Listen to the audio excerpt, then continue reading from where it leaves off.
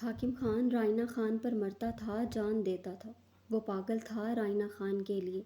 حاکم خان جنونی انداز میں اس عورت پر شدتیں ڈھا رہا تھا۔ وہ تو باہر کھڑے ٹائم ہی گنتی رہی تھیں۔ قربت کی گھڑیوں میں حاکم خان کا کچھ لمحوں کا وقت ملتا تھا، اور اس عورت کے پاس حاکم خان کا وقت ٹھہر سا گیا تھا۔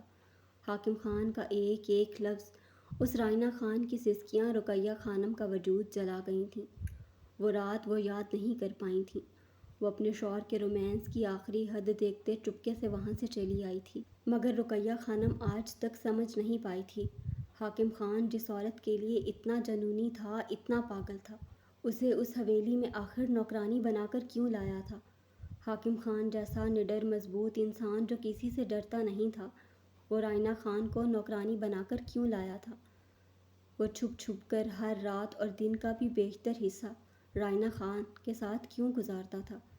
وہ آج تک یہ راز جان نہ سکی تھی، جس عورت کے لیے حاکم خان نے اپنی جوانی تنہا گزار دی، ان 20 سالوں میں اپنی ضرورت ان سے بھی پوری نہیں کی۔ اس عورت کو وہ سرعام اپنا نام کیوں نہ دے سکا تھا۔ اس کی نہ تب حاکم خان کے نزدیک وقت تھی، نہ آج۔ زرمیش سے نفرت اور رائنا خان سے اپنا رشتہ چھپانا وہ آج تک سمجھ نہ پائی تھی۔ رقیہ خانم وہ قیامت رات یاد کرتے، اپنے آنسو بے دردی سے صاف کرتے، اپنا بھاری بھرکم وجود سنبھالتے وہاں سے چلی گئی تھی۔ شہرام خان زادہ نے اپنے آفس میں اپنے سامنے بیٹھی زرمیش کو دیکھا، جو آف وائٹ سوٹ میں اس کے سامنے نظریں جھکائے بیٹھی تھی۔ شہرام خان زادہ نے جھنجھلاتے ہوئے اپنی پچھلی گردن سہلائی۔ اس کے ہاسپٹل میں تمام ڈاکٹرز ویل ایجوکیٹڈ ایکسپرٹس تھے۔ فرشتے کی بھرپور سفارش پر اسے اپنے ہسپتال میں زرمیش کو ہائر کرنا پڑ رہا تھا، جس کی MBBS کی ڈگری کمپلیٹ ہونے میں 2.5 سال رہتے تھے۔ وہ اس وقت نرس کے لیے بھی ایلیجیبل نہ تھی۔ وہ اسے کیا پوسٹ دے، شہرام خان کو سمجھ ہی نہیں آ رہا تھا۔ فرشتے کی پرزور سفارش پر آج زرمیش اس کے سامنے آفس میں بیٹھی تھی۔ فرشتے سے ہی اسے پتہ چلا تھا کہ حیدر خان زرمیش کو اس کی ڈگری کمپلیٹ کرنے نہیں دے رہا۔ حیدر خان ایسا کیوں چاہتا تھا، شہرام خان سمجھتا تھا۔ زرمیش کی گمشدگی کے متعلق وہ جانتا تھا۔ حیدر خان اپنی بہن کو لے کر بہت ٹچی ہو رہا تھا، یہ سب کچھ فرشتے سے اسے معلوم ہوا تھا۔ زرمیش کو حیدر خان گھر سے باہر نہیں نکلنے دے رہا تھا۔ ان 5 مہینوں میں زرمیش جس ٹراما میں تھی، وہ ابھی تک نکل نہیں پائی تھی۔ وہ راتوں کو اٹھ کر ڈر جاتی تھی، کسی سے بات نہیں کرتی تھی۔ زرمیش کے سیشن ہو رہے تھے۔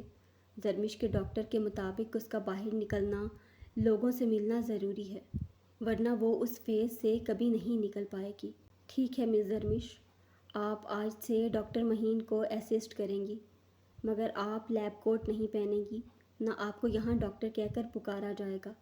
آپ صرف ڈاکٹر مہین کی اسسٹنٹ ہوں گی۔ آپ کسی بھی پیشنٹ کا چیک اپ نہیں کریں گی۔ جو ڈاکٹر مہین بولیں گی وہ آپ کریں گی۔ سمجھیں آپ ہاؤس جاب کر رہی ہیں۔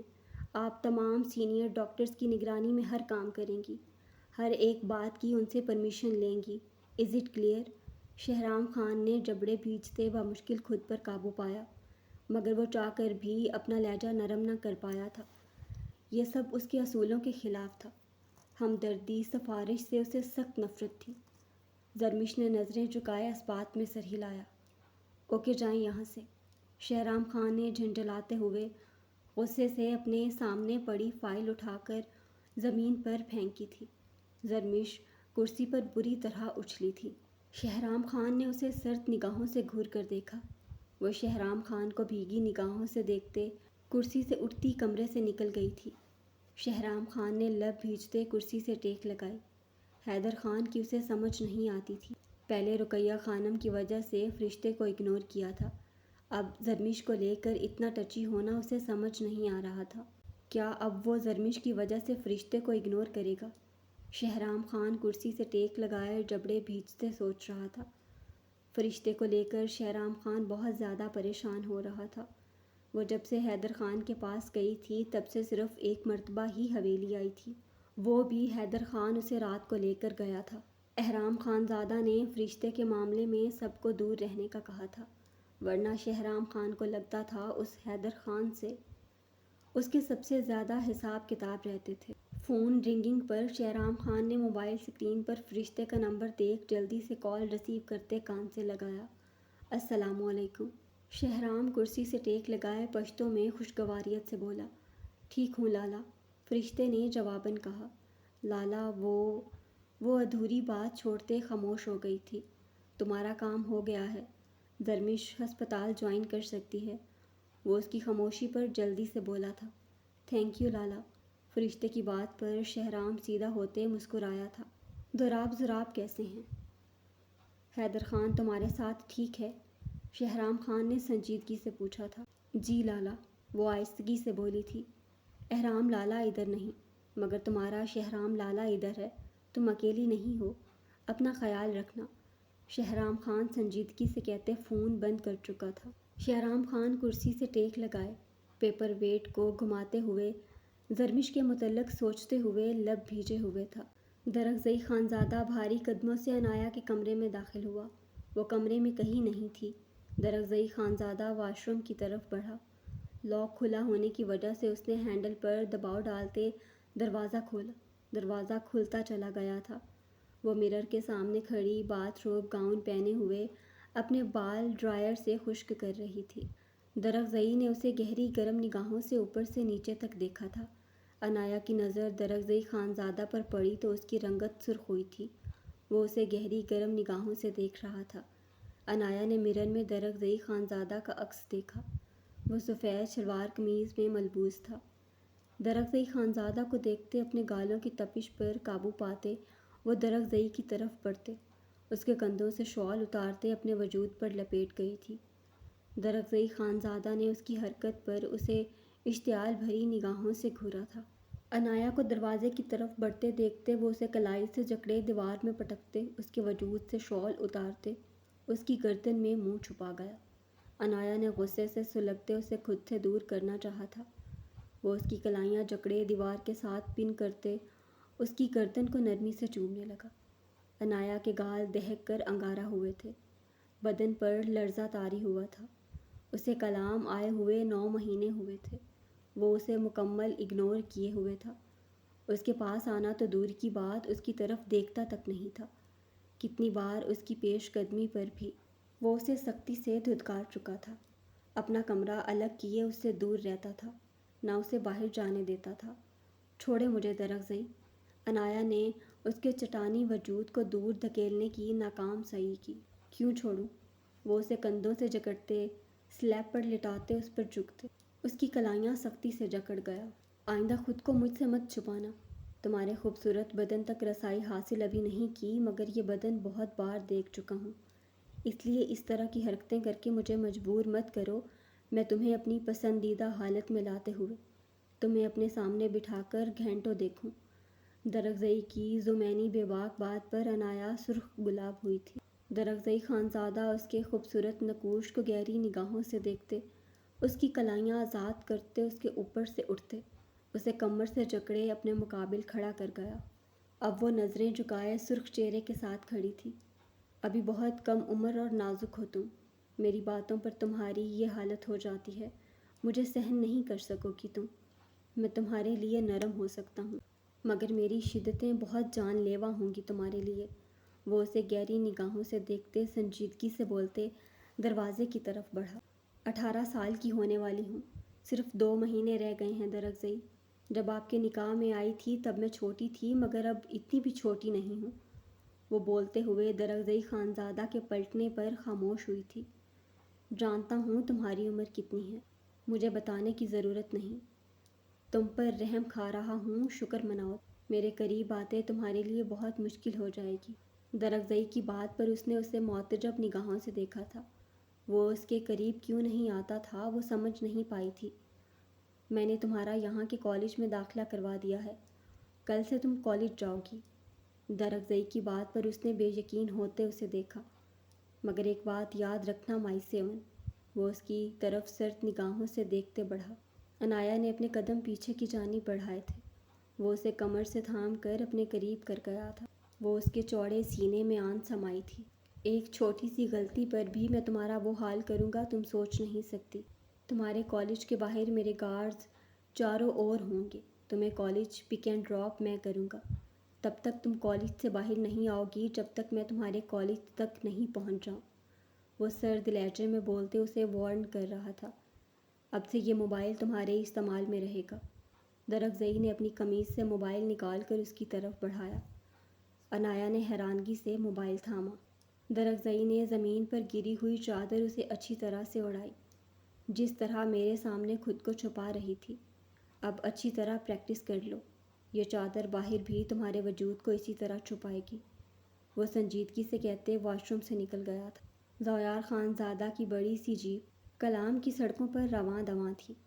وہ سیاہ شلوار قمیض میں ملبوس سیاہ گلاسز آنکھوں پر لگائے ہوئے تھا۔ التمش خان زادہ ضیاء خان زادہ کی بڑی سی جیپ ڈرائیو کر رہا تھا۔ التمش خان زادہ سفید شلوار قمیض میں ملبوس تھا، وہ بھی سیاہ گلاسز آنکھوں پر لگائے ہوئے تھے۔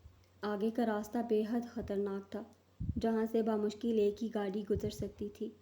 سڑک بے حد خطرناک تھی، جس کے ایک طرف گہری کھائی تھی۔ التمش خان زادہ کے لیے یہاں سے گاڑی نکالنا بائیں ہاتھ کا کھیل تھا۔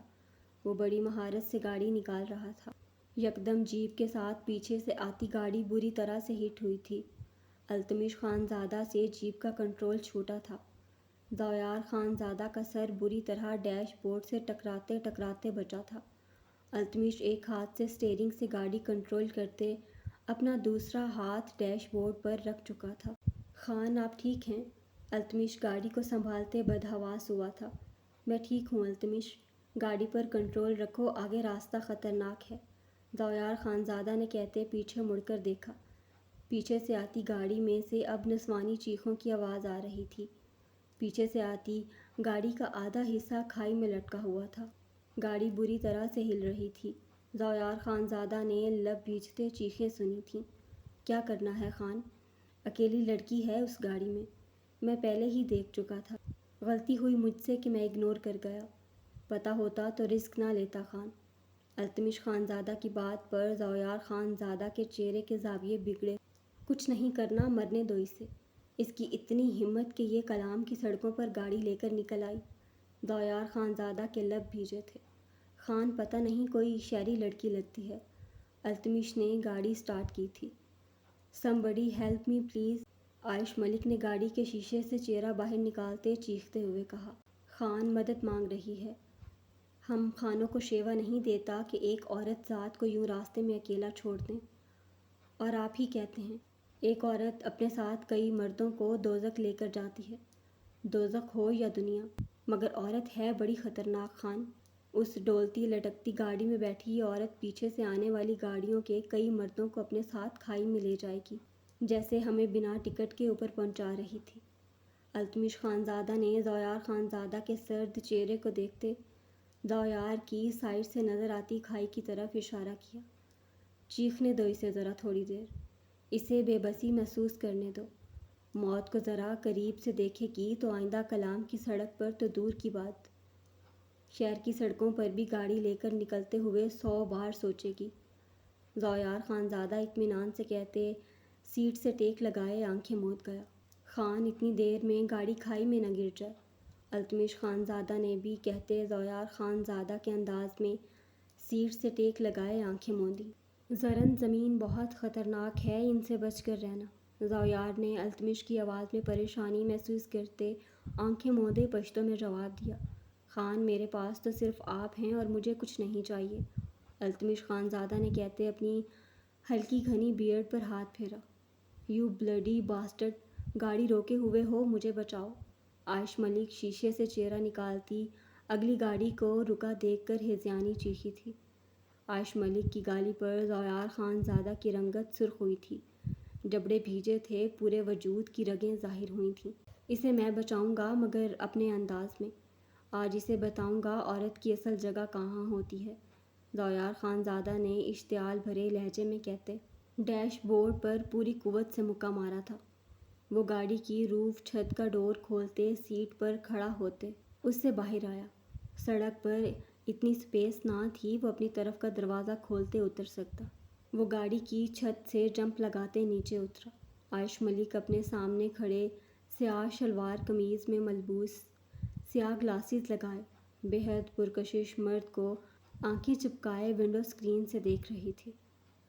وہ سانس روکے اسے اپنی طرف بھاری قدموں سے بڑھتے دیکھ رہی تھی۔ ضیاء خانزادہ نے جھکتے ہوئے زمین سے پتھر اٹھاتے عائش ملک کی ونڈ اسکرین پر پوری قوت سے مارا تھا۔ عائش ملک چیختے ہوئے نیچے کی طرف جھکی۔ التمش خانزادہ کو پیچھے بیٹھی اس نازک لڑکی پر ترس آیا تھا جو کلام کے سب سے خطرناک خانزادہ کے ہتھے چڑھ گئی تھی۔ عائش نے سیدھا ہوتے گہرے سانس لیتے خوفزدہ نگاہوں سے ضیاء خانزادہ کو دیکھتے ونڈ اسکرین کو دیکھا جو ٹوٹ چکا تھا۔ ونڈ اسکرین کا بہت سا کانچ اس کی سیٹ پر بکھرا پڑا تھا۔ وہ بڑا سا پتھر بھی ساتھ ہی سیٹ پر پڑا تھا۔ اس کی گاڑی آدھی کھائی کی طرف لٹکی ہوئی تھی۔ دوسری طرف اتنی سپیس نہ تھی وہ گاڑی سے اتر سکتی۔ وہ ہینڈ بریک بر وقت نہ کھینچتی تو اس کی گاڑی کھائی میں گر جاتی۔ مگر اب سامنے کھڑے انسان سے اسے اس کھائی سے بھی زیادہ خوف محسوس ہو رہا تھا۔ ضیاء خانزادہ نے آگے بڑھتے ایک اور پتھر اٹھا کر اس کی ونڈ اسکرین پر مارا۔ وہ اس پتھر سے اب ونڈ اسکرین توڑ رہا تھا۔ اس نے 2-3 ضربیں لگاتے ونڈ اسکرین کا بچا کچا شیشہ توڑا۔ عائش ملک منہ پر ہاتھ رکھتے ہذیانی چیخ رہی، تم پاگل ہو چکے ہو کیا؟ وہ گہرے سانس لیتے کانپتے ہوئے چیخی تھی۔ کانچ کا چھوٹا سا ٹکڑا اس کی گردن میں بھی پیوست ہوا تھا۔ او میڈم، اپنی زبان کو کنٹرول کرو۔ کپڑوں پر تمہیں کنٹرول ہے نہیں جو تم نے آدھے ادھورے پہن رکھے ہیں۔ یہ نہ ہو کہ یہ زبان بھی آدھی ادھوری رہ جائے۔ وہ بونٹ پر دونوں ہاتھ جماتے لفظ چباتے غرایا تھا۔ عائش نے اس کی بات سنتے خود کو دیکھا۔ وہ سفید جینز پر سفید ٹاپ پر سیاہ لیدر اسٹائلش جیکٹ پہنے ہوئے تھی۔ اسے اپنے کپڑوں میں کہیں خرابی نظر نہیں آئی تھی۔ ہاں، سامنے کھڑے انسان کے دماغ میں خرابی ضرور نظر آئی تھی۔ عائش نے درد سے کراہتے اپنی گردن پر ہاتھ رکھتے اپنی ساتھ والی سیٹ کو دیکھا جہاں کانچ ہی کانچ بکھرا پڑا تھا۔ ونڈ اسکرین کا شیشہ مکمل ٹوٹ چکا تھا۔ وہ گہرے سانس لیتے ضیاء خانزادہ کو اپنی نیلی خوفزدہ نگاہوں سے دیکھ رہی تھی۔ پچھلی سیٹ پر جاؤ، وہ اسے دیکھتے غراتے ہوئے حکمیہ لہجے میں بولا۔ کیا؟ عائش اب بری طرح سے رونا شروع ہو چکی تھی۔ پچھلی سیٹ پر جاؤ گی تو میں اندر آ سکوں گا اور تمہیں بچا سکوں گا۔ ضیاء خانزادہ نے لفظ چباتے اس کے آنسوؤں کو قہر بار نگاہوں سے گھورا تھا۔ میں پیچھے کیسے جا سکتی ہوں؟ دیکھ نہیں رہے گاڑی ہل رہی ہے۔ میں پیچھے جاؤں گی گاڑی کھائی میں جا گرے گی۔ وہ اپنی پیشانی سے پسینہ ہاتھ سے صاف کرتے خوفزدہ لہجے میں بولتے رو دی تھی۔ نہیں جاؤ گی تب بھی بچو گی نہیں۔ ساتھ والی سیٹ پر ہو جاؤ، ضیاء خانزادہ کہتے اپنی آستین کے کف فولڈ کرنے لگا۔ عائش نے اپنے ہاتھوں سے ساتھ والی سیٹ پر بکھرا کانچ سب نیچے پھینکا تھا۔ کچھ کانچ اس کے ہاتھ پر بھی لگا تھا۔ وہ اپنے درد کی پرواہ کیے بغیر سیٹ صاف کر رہی تھی۔ وہ اس گہری کھائی میں نہیں گر سکتی تھی۔ وہ اب بے حد خوفزدہ ہو چکی تھی۔ وہ سیٹ صاف کرتے کپکپاتے ہوئے دوسری سیٹ کی طرف ہوئی، مگر کھائی کو دیکھتے وہ چہرے پر ہاتھ رکھتے چیخی تھی۔ کھائی بے حد گہری تھی۔ ضیاء خانزادہ ونڈ اسکرین سے اندر آتے اسے بے دردی سے دوسری سیٹ پر دھکیلتے خود ڈرائیونگ سیٹ پر بیٹھ گیا۔ زرمش دروازے کے ساتھ بری طرح سے لگی تھی۔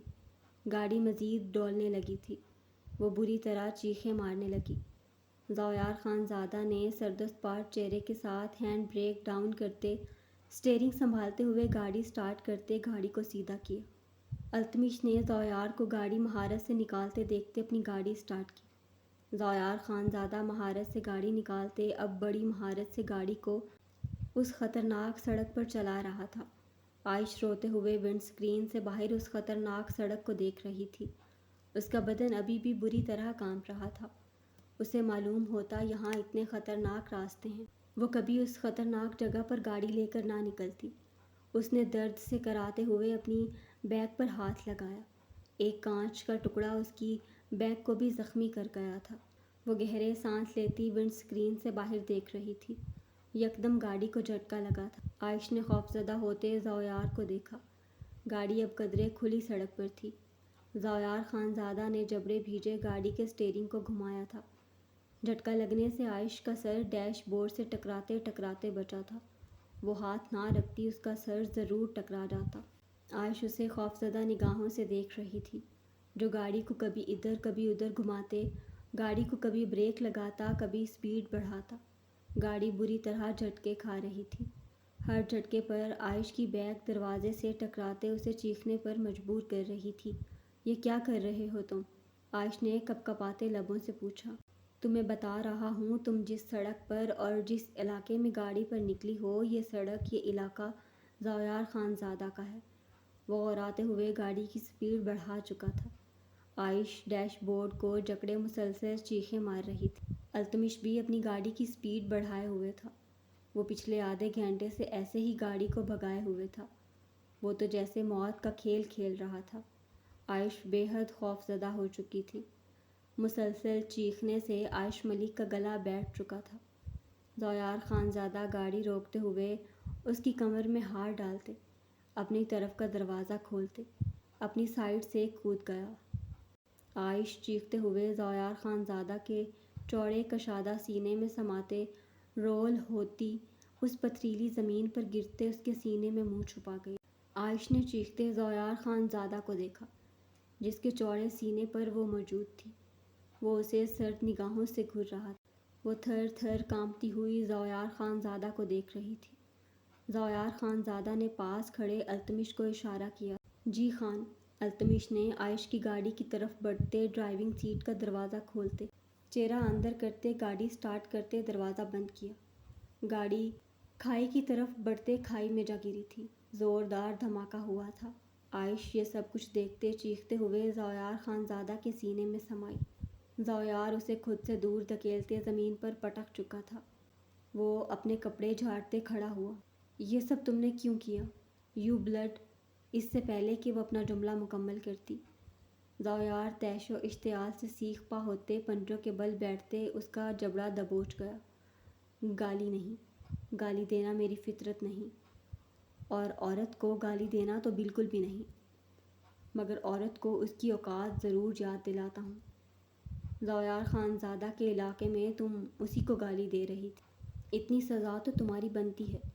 یہ تمہیں آج ضیاء خان زادہ نے سبق دیا ہے۔ کسی مرد کو آئندہ گالی مت دینا۔ وہ اس کا جبڑا چھوڑتے ہوئے زمین سے اٹھا تھا۔ عائش بے یقینی سے اس ظالم جابر خان زادہ کو دیکھ رہی تھی۔ التمش! ضیاء خان زادہ نے اسے اونچی آواز میں پکارا تھا۔ جی خان، آپ پر میری جان بھی قربان۔ التمش جلدی سے ضیاء کی طرف بڑھا۔ ان میڈم کو عزت و احترام سے ان کے ٹھکانے پر چھوڑ کر آؤ، ضیاء خان زادہ نے کہتے ہوئے اپنی سیاہ گلاسیز آنکھوں پر لگائیں۔ جی خان۔ التمش نے مؤدبانہ انداز میں سر ہلایا تھا۔ اور پتہ کرو یہ کون ہے اور کہاں سے آئی ہے۔ ضیاء خان زادہ نے عائش کی طرف طنزیہ نگاہ ڈالی، جو زمین سے اٹھتی اسے اب شرر بار نگاہوں سے گھور رہی تھی۔ مسٹر ضیاء خان زادہ، عائش ملک نام ہے میرا۔ ملکوں کی بیٹی ہوں۔ تمہارے علاقے کے کافی اثر و رسوخ رکھنے والے رضا خان کی مہمان ہوں۔ تم آج تک جن عورتوں کو بھی سبق سکھاتے رہے ہو وہ تمہارے علاقے کی عورتیں تھیں، مگر اس بار تم نے غلط لڑکی کو سبق سکھایا ہے۔ مجھے لگتا ہے تم جیسے مردوں کا ٹھکانہ پولیس ہے۔ میں تم پر کیس فائل کروں گی۔ عائش ملک کی بات پر التمش اور ضیاء خان زادہ کا برجستہ کہکا گونجا تھا۔ التمش، اسے پاگل خانے چھوڑ کر آؤ، اس کی جگہ وہیں ہے۔ ضیاء خان زادہ طنزیہ کہتے آگے بڑھ گیا تھا، جہاں اس کا دوسرا گارڈ گاڑی لے کر کھڑا تھا۔ عائش نے ضیاء کی بیگ کو سلگتی نگاہوں سے گھورتے ہوئے اپنی جیکٹ سے موبائل نکال کر مصطفیٰ ملک کا نمبر ڈائل کیا۔ پاپا، میں لوکیشن سینڈ کر رہی ہوں، گاڑی بھیج دیں۔ ہاں پاپا، وہ گاڑی کا ایکسیڈنٹ ہو گیا ہے۔ مصطفیٰ ملک کی ڈانٹ پر وہ فون بند کر چکی تھی۔ ضیاء التمش کو اشارہ کرتے گاڑی میں بیٹھتے چلا گیا تھا۔ التمش ضیاء کا اشارہ سمجھتے گاڑی کے بونٹ سے ٹیک لگائے، سگریٹ سلگائے، لبوں سے لگائے، سر جھکائے عائش ملک کی گاڑی کا انتظار کرنے لگا۔ عائش التمش کو گھورتے اپنی گاڑی کا انتظار کرنے لگی۔ حیدر خان کی گاڑی گل بہار ہسپتال کے باہر آ کر رکی تھی۔ حیدر خان زرمش کی طرف دیکھتے مسکرایا تھا۔ وہ سیاہ فراق میں ملبوس تھی جس پر سیاہ بے حد خوبصورت چادر اپنے سر پر لی ہوئی تھی۔ ہیزل گرے آنکھوں میں گہرا کاجل تھا، لبوں پر پنک لپسٹک لگائی ہوئی تھی۔ وہ بھی حیدر خان کو دیکھتے مسکرا رہی تھی۔ حیدر خان نے اس کے ہاتھ پکڑتے ہوئے اس کی ہتھیلی پر لب رکھے تو زرمش بھیگا سا ہنسی۔ حیدر خان بھی جواباً ہنسا تھا۔ لالا، آپ بہت اچھے ہیں۔ درمش نے ہنستے ہوئے بھیگے لہجے میں کہا۔ میرا بیٹا سب سے اچھا ہے۔ حیدر خان نے اس کے سر پر ہاتھ رکھا تھا۔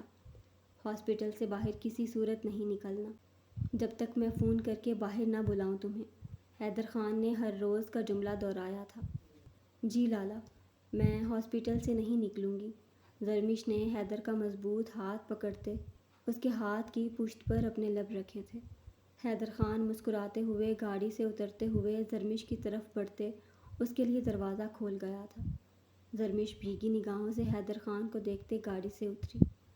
ان 7 مہینوں میں حیدر خان اسے نہ سنبھالتا، وہ اس بلڈ تھرسٹ بیسٹ کے ٹراما سے کبھی نہ نکل پاتی جو اس پر چھایا تھا۔ وہ اس وحشی درندے کو یاد کرتے آج بھی اس کی روح کانپ جاتی تھی۔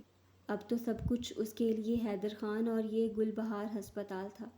1 مہینے سے اس نے اس ہسپتال کو مکمل اپنا لیا تھا، اور یہاں کے ڈاکٹرز اور آئے ہوئے مریضوں نے بھی اسے مکمل اپنا لیا تھا۔ سب ڈاکٹرز نرسز اس کے ساتھ بہت اچھی تھیں، سوائے شہرام خان کا، جس کا وقتاً فوقتاً غصہ اس پر اترتا رہتا تھا۔ وہ چپ کر کے اس کی ڈانٹ کھا لیتی تھی۔ اس کی ڈگری کمپلیٹ نہیں ہوئی تھی، اس لیے وہ اس پر اپنا غصہ اتارتا رہتا تھا۔ وہ حیدر خان کے گال پر کس کرتے ہوئے گل بہار ہسپتال میں داخل ہو گئی تھی۔ حیدر خان تب تک وہاں کھڑا رہا جب تک وہ گیٹ سے اندر داخل نہ ہو گئی تھی۔ درمش کے اندر پہنچنے پر حیدر نے روز کی طرح سے اسے کال کرتے اس سے پوچھا، وہ اندر پہنچ گئی ہے؟ درمش کو اندر ہی رہنے کا کہتے وہ فون بند کرتے گاڑی میں بیٹھتا وہاں سے چلا گیا تھا۔ درمش نے ہاسپٹل کے اندر داخل ہوتے اپنی چادر اتارتے ہوئے اپنا خوبصورت جارجٹ کا دوپٹہ اوڑھا تھا۔ وہ مسکراتے ہوئے کوریڈور سے گزرتے ہوئے سب کو مسکراتے ہوئے سلام کر رہی تھی۔ ہاسپٹل کے ریسیپشن کاؤنٹر کی طرف بڑھتے درمش نے وہاں بیٹھی لبنہ خان اور فضا کو سلام کیا تھا۔ یہ ہاسپٹل کا بہت بڑا ہال تھا، جہاں سینٹر میں صوفے بھی رکھے گئے تھے۔ اس ہال کے اندر مختلف کمرے اور ایک لفٹ بھی اوپر کی طرف جاتی تھی۔ ایک طرف سیڑھیاں بھی جاتی تھیں۔ سامنے بہت بڑا انٹرنس سلائڈنگ آٹومیٹک گلاس ڈور تھا۔ مس درمش کافی پئیں گی؟ ڈاکٹر جازل نے درمش کو پکارا۔ ضرور، درمش نے ڈاکٹر جازل کو دیکھتے مسکراتے ہوئے کہا۔ اوکے باس۔ ڈاکٹر جازل نے ہاتھ پیشانی پر رکھتے اسے اشارہ کیا تھا۔ درمش مسکراتے ہوئے کاؤنٹر پر پڑی فائل دیکھنے لگی جو اسے ڈاکٹر مہین کو پہنچانی تھی۔ وہ تمام فائلز کلیکٹ کرتے مڑی ہی تھی کہ اس کے ہاتھوں سے فائل چھوٹتے زمین بوس ہوئی تھی۔ بلڈ تھرسٹ بیسٹ، وحشی درندہ، اس کے کپکپاتے لبوں نے بے آواز جنبش کی تھی۔